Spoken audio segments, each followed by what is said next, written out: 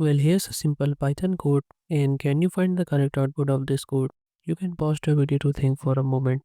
So as you can see, we have both strings, Python, and here only P is capital. So the correct output of this code is false. And if you didn't understand this code, let me explain. So in order to show you how this works, I got to create two lists using list compensation in order to get the ASCII values of each characters. Now I got to print sum of A and sum of P. Now what it does that it adds the ASCII values of this small python and the ASCII values of this string where P is capital. Now let me run this code. Now as you can see, 674 is greater than 642. That's why here we got false. And if I change that to greater, then it should return true.